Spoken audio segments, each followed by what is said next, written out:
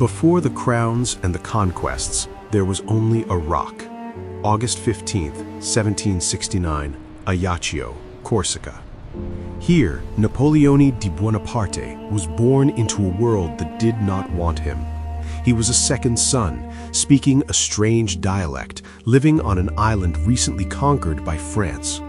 At age 9, he was sent away to the military academies of Brienne and Paris. Alone in the biting winter, he was mocked by the sons of aristocrats for his accent and his poverty. They called him a savage. But Napoleon did not fight them with fists. He fought them with silence and books. While they played, he devoured history, Alexander, Caesar, Hannibal. In their victories, he found a map to his own destiny.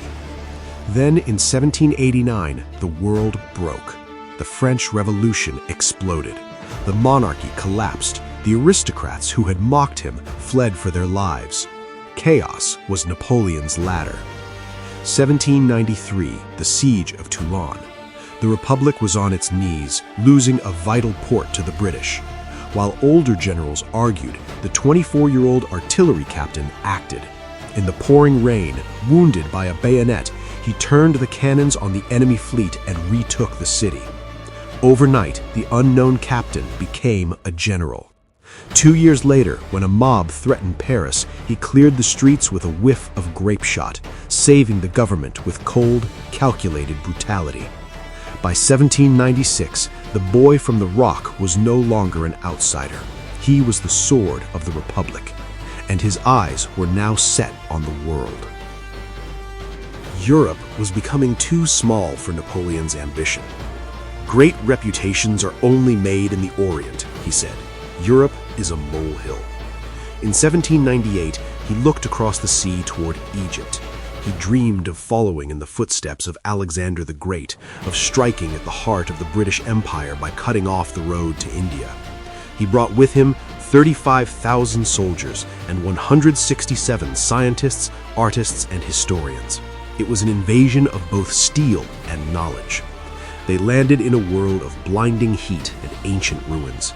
July 21, 1798, the Battle of the Pyramids. Facing him were the Mamelukes, fierce warriors on horseback, the rulers of Egypt for centuries. They charged with scimitars drawn, a terrifying wave of fury. Napoleon remained calm. He formed his troops into massive squares, carrés. "Soldiers," he cried, pointing to the Giza Plateau, "from the heights of these pyramids, 40 centuries look down upon you." The Mameluke cavalry crashed against the French squares like water against rock. The ancient sword broke against modern discipline. Cairo fell. But while Napoleon won on land, he lost at sea. The British Admiral Horatio Nelson destroyed the French fleet at the Battle of the Nile. Napoleon was trapped. The conqueror had become a prisoner of his own conquest. Yet even in failure, he changed history. His scientists discovered the Rosetta Stone, unlocking the secrets of the hieroglyphs. He left Egypt not with an army, but with a legacy. He returned to France alone, leaving his men behind in the sand to seize a bigger prize in Paris. He returned from the East not as a failure, but as a legend. Chaos still ruled France. The people needed order. They needed a Caesar. In 1804, inside Notre Dame, Napoleon took the crown from the Pope's hands and placed it on his own head. The Republic was dead. The Empire was born. But the monarchs of Europe would not accept an upstart on the throne. December 2nd, 1805, Austerlitz, the Battle of the Three Emperors. The Russian Tsar Alexander and the Austrian Emperor Francis gathered a massive army to crush him. They held the high ground, the Pratzen Heights. They outnumbered him.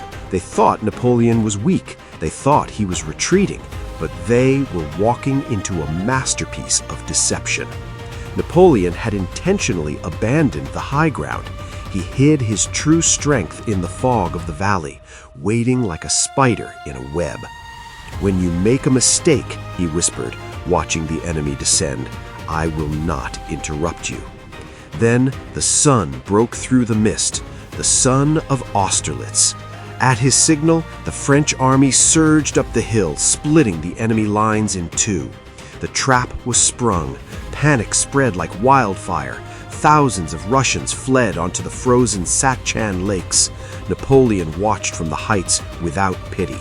He ordered his cannons to fire, not at the men, but at the ice. The roar of artillery was followed by the terrifying sound of cracking ice. Men, horses, and cannons plunged into the freezing black water. By sunset, the Holy Roman Empire was dead. Napoleon had redrawn a map of Europe with a sword. He was no longer just a man. He was the master of the world. Napoleon had conquered armies, but in 1808 he tried to conquer a nation's soul. He turned his eyes to Spain. He believed it would be easy. "I have only to send a few cannon shots," he said, "and they will surrender." He removed the Spanish king and placed his own brother, Joseph, on the throne. But he made a fatal calculation. He forgot that a government can surrender, but a people will fight. The Spanish did not fight on open battlefields where Napoleon was master. They fought in the shadows. They poisoned wells. They ambushed supply lines in the mountains. They struck with knives in the dark. They gave the world a new word for war: guerrilla. For 6 long years, Spain became a bleeding ulcer for the French Empire. Hundreds of thousands of Napoleon's best soldiers died not in glorious battle, but in dusty villages, their throats cut by farmers and priests. The invincible Grande Armée was being drained drop by drop. Napoleon was still the master of Europe, but for the first time, the world saw that the eagle could bleed. By 1810, Napoleon Bonaparte stood at the summit of human power. From the erratic boy on a granite island to the emperor of the French, he had redrawn the map of the world. He silenced the kings who once mocked him. He gave France a code of laws that still stands today. He built monuments, roads, and bridges that define Europe.